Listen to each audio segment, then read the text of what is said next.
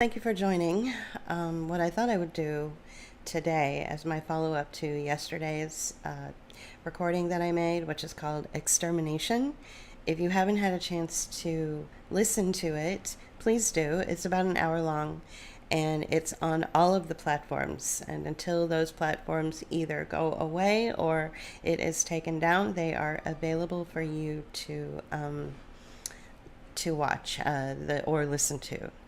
This is the story that is trending right now.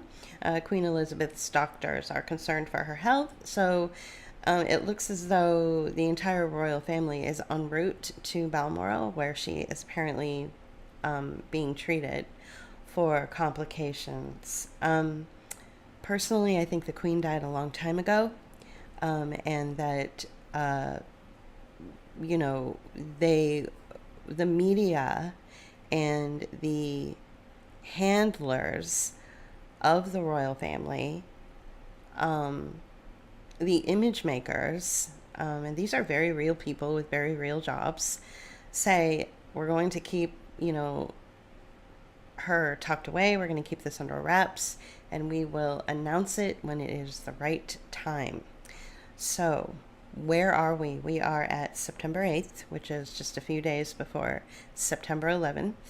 How much you want to bet that they will announce around September 11th that she has passed away, and thus will begin the coronation of Prince Charles. And if you go back to what Prince Charles is into, according to this express.co.uk site, and this is no secret, so I don't know if this site is reputable or not. I just did a quick Prince Charles ESG goals, and sure enough, he's tipped for big ESG projects after clandestine talks with U.S. executives. So here's your October surprise, people.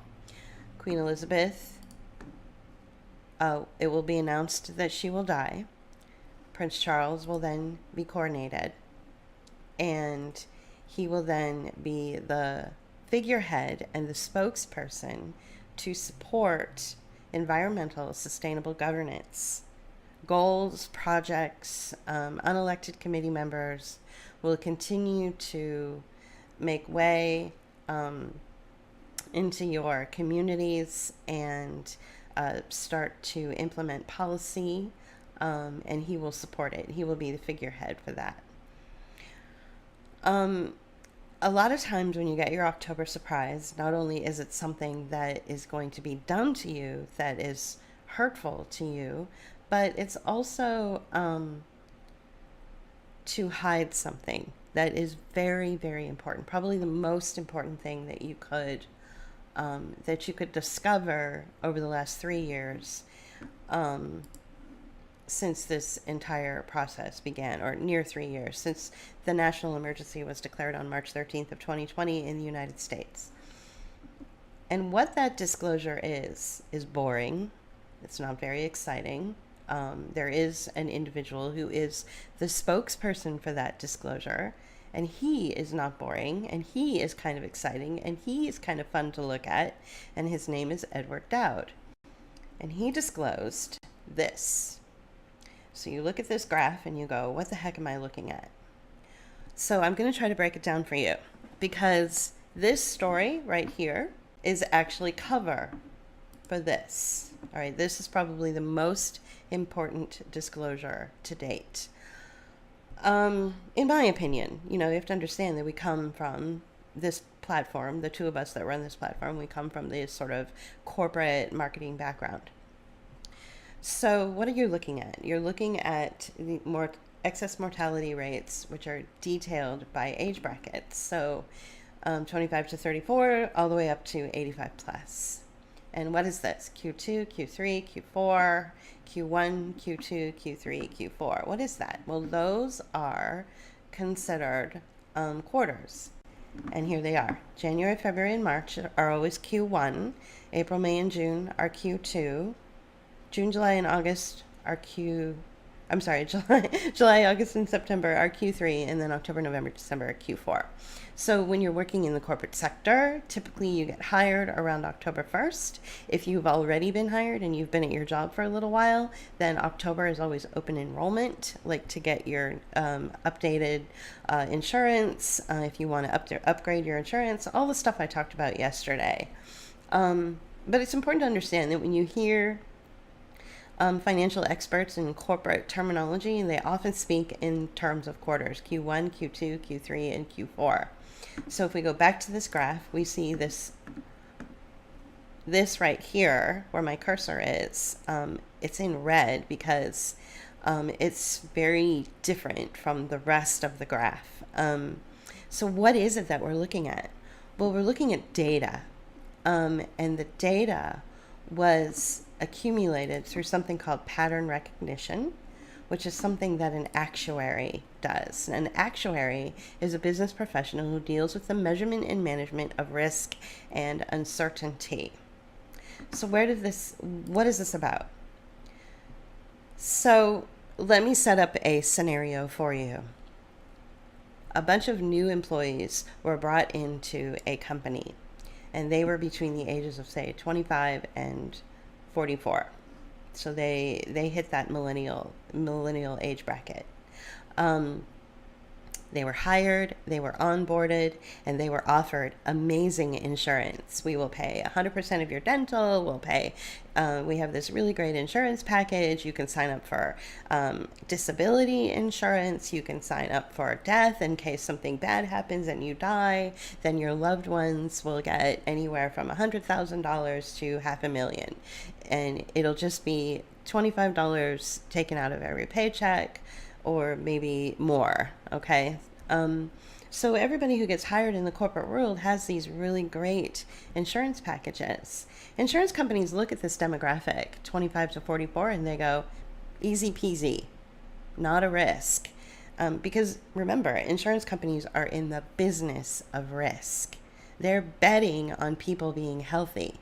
They hedge bet and say, we're going to go ahead and bet that this age bracket, 25 to 44, are going to be super healthy and never get sick, and we're going to make a bunch of money. We're going to take, $25 to $100 out of every one of their paychecks every 2 weeks, and we're going to get, really rich and make a lot of money, and we're never going to have to pay out any claims because this demographic is typically healthy. They don't suffer from heart disease. They don't have heart attacks. They don't get osteoporosis or arthritis or autoimmune illnesses. They're super healthy. So they're making a bet on this demographic. And what these numbers right here in red tell the insurance companies that they lost the bet. And so when the insurance companies are starting to have to pay out disability claims to the employees who've signed up with their policy through their employer, suddenly insurance companies are not very happy. Look at how well they've done in past quarters. 118%, 131%, boom, Q3 2021, 178%.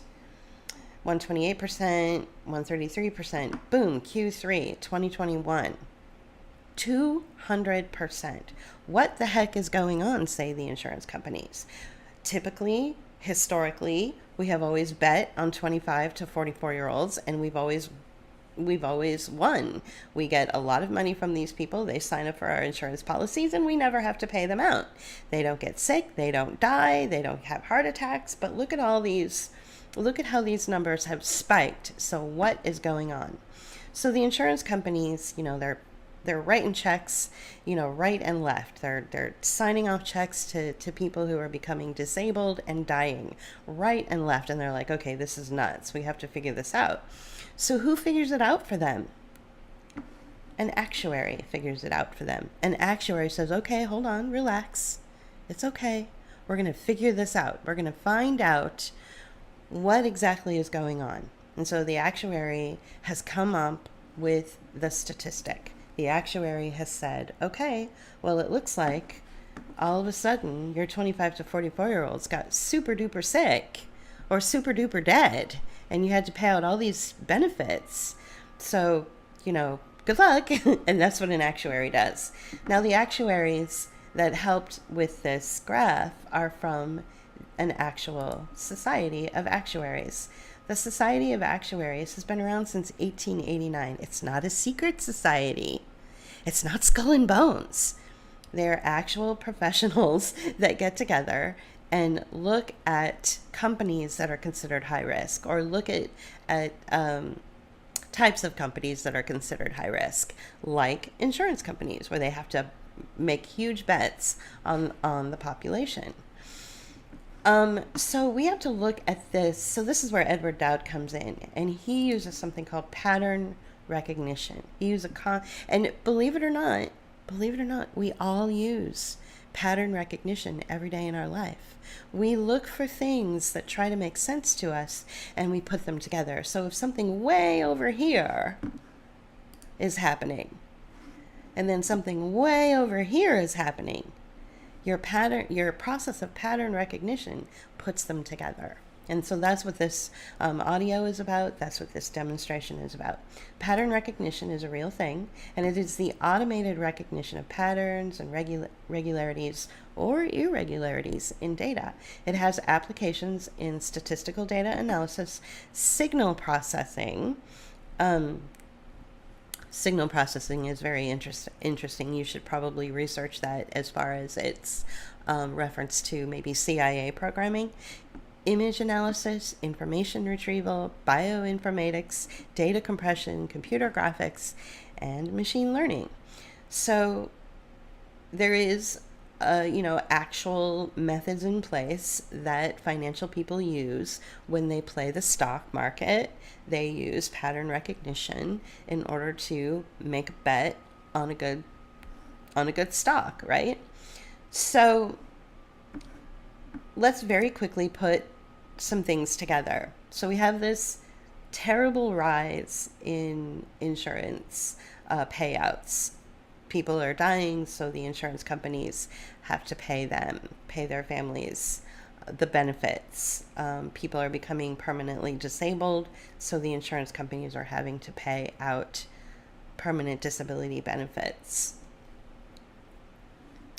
What happened in Q3 2021 that was so different in the world? What happened in the world in Q3 2021 that we could possibly, if we use something called an educated guess, which is a guess that is based on a certain amount of knowledge and is therefore likely to be correct, if we put this information together with the thing that happened in the world in the third quarter of 2021, and remember, the third quarter of 2021 was July of 2021, August of 2021, and September of 2021. So what happened to the world, and especially to the United States? Because as far as I know, I may be wrong, but as far as I know, I do believe that this data, it's called actuary data, which means that it's simply numbers. It's very boring. It's simply numbers. I do believe it's only allocated to the United States.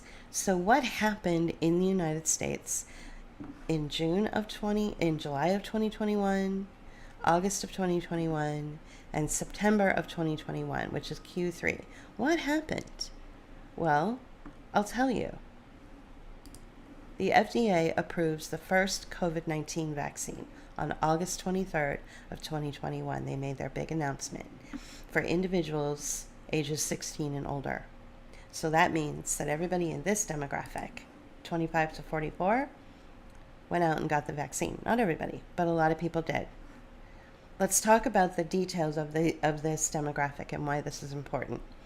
They were pressured by their companies, they were pressured by their employers to get a COVID shot in order to keep their employment.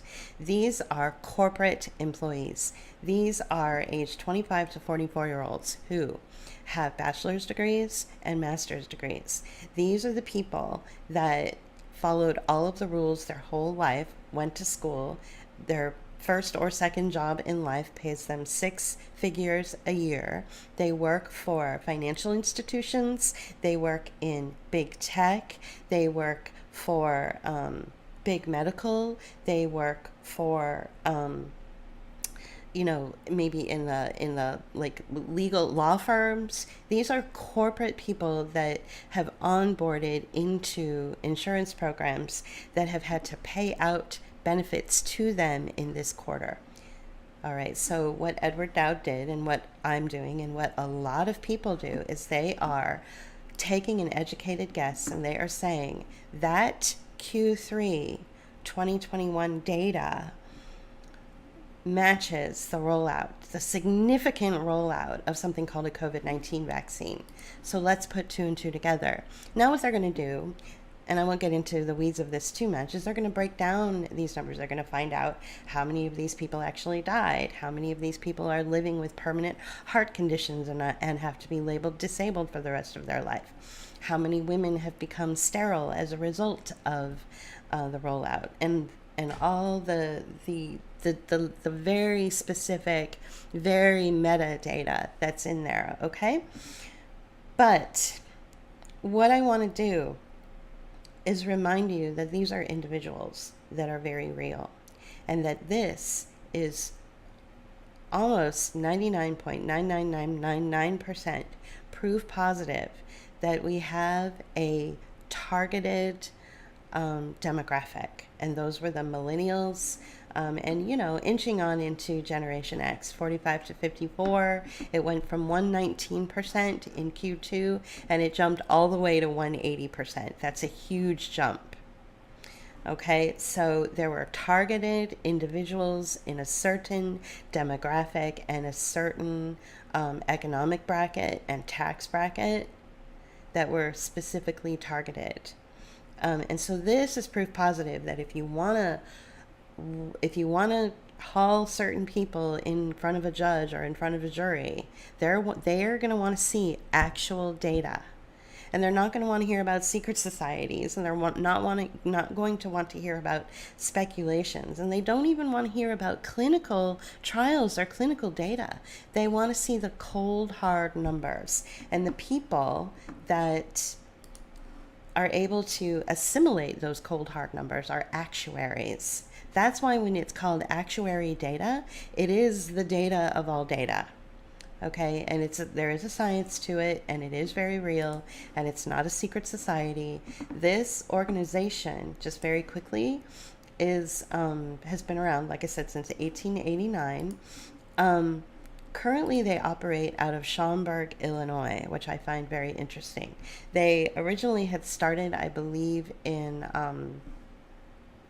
New York, and then their other chapter opened up in Chicago, Illinois. So what I also find interesting about this organization is that it like I said, is located out of Illinois, and that Illinois is the only state that's still under a COVID emergency. Do you not find it interesting and a little bit ironic that the professionals that got together and sussed through the data that the insurance companies were all mad about because they kept having to pay all these benefits out and they never had to do that before? Do you find it interesting that they're based out of the one state that is still under a COVID emergency? I find that very interesting. Maybe there's nothing to it, but I tend to think that way. So what we're going to get is this boring information that's really difficult for people to get excited about because it's literally just numbers on a graph. This is going to fade away into nothing because this is going to be splashed all across the media. This is going to grab you from this, which is probably the most important thing that you could ever witness, and proof positive that there is a targeted demographic that was either murdered or maimed. And the spike in this is so high that it would be considered extermination. That's why I did that video yesterday called Extermination. So it would be considered extermination. It would be considered an act of war. It would be considered a national security threat. It would be considered a targeted assassination. That is what these numbers are telling you. But this very important information, the most important information that you could possibly hope to gather at this juncture in the age of COVID, is going to be overshadowed by this story. That's why why I believe Queen Elizabeth died a long time ago, but they're going to announce it to the media and to the public, and your social media feed is going to be crawling with bots and with, bad actors who are going to distract you from this and want you to talk about this instead. Because, wait for it, here's your October surprise. Your ESG projects and goals and all the things that the environmental sustainable governance projects are all about is about hurting you. Absorbing whatever funds you have left, either in your community or in your pensions. And this guy right here is going to be coronated. And he's going to be the spokesperson and the figurehead to move forward into that area. So a lot of people are going to be distracted with this, and it's a good thing to talk about, sure. But let's not forget that this demographic right here, age 25 to 44, and 25 to 54 actually, because these numbers are huge, that these are real people. These are your sisters, these are your aunts, these are your mothers and fathers and brothers and cousins. These are people that did everything right. These are people whose lives have been sacrificed so that this could happen. As of a week ago, the CDC said that they were pushing forward the booster of all boosters. And of course, Pfizer, right? The booster of all boosters. So that at this point, I believe the FDA said that all past boosters are irrelevant and that this is your booster. This is your booster of all boosters. And they recorded, the CDC and the FDA got together, and I do believe the CDC said, and there's a video somewhere out there where I believe Rochelle Walensky actually said that by the end of this week, which is September, let's say Friday, September 9th or Saturday, September 10th, 2022, that this brand new booster will be available within a 5-minute walk or drive from every single person's front door. 170 million doses of Pfizer, I believe, is being deployed. And then another 66 million of the Moderna, I believe. Now, don't quote me on that, but that's what I think is happening. So, an aggressive deployment of a booster. Okay, so these people's lives have been sacrificed and they sacrificed themselves so that you, when you see this rollout of the new booster, you can say, but what about the sacrificial lambs? What about the ones who, there's so many death and disability claims out there by the insurance companies. And believe me, insurance companies aren't going to lie. Why the heck would they? Remember, they are a risk type of company or a risk type of business. They want to see a return. They want people who are young and healthy between the ages of 25 and 44, possibly 54, with no health, no medical history, who are very young and fit.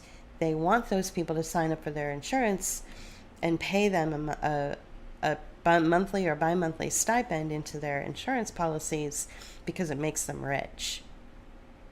Okay? And they lost the bet.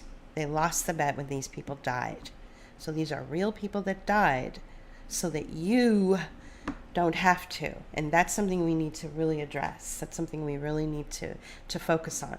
Unfortunately, this story is going to distract from everyone. And this story was particularly planted. The timing of this story is absolutely perfect because it will overshadow the hearts and minds of people who are trying to get people to focus on this story. It's very boring. It's all about collecting numbers. It's all about data accumulation. But though that data equals people's lives. So that's what I wanted to talk about today. And I wanted to encourage people to continue to follow any information you can on the Society of Actuaries. Again, it is not a secret society. It is an actual professional organization that focuses on, finding business professionals who deal with the measurement and management of risk and uncertainty. And every company that deals with risk, like insurance companies, they hire an actuary in order to come in and say, okay, show me the data. Now let's, and they use pattern recognition to do it. Now show me the data and tell me which direction you think that this company should go based on data points, okay? And this is what you need. You need this kind of information that is so easily correlated with this rollout in Q3 2021, right? Q3 2021, okay? I just want to really drive that point home. If you have any questions, you can make a comment on this video. I'm pretty good about responding pretty quickly if you need further clarification. But I hope that this audio has been able to suss it out a little bit for you and help you stay focused on what's important. Okay, thanks, and I will talk to you guys later.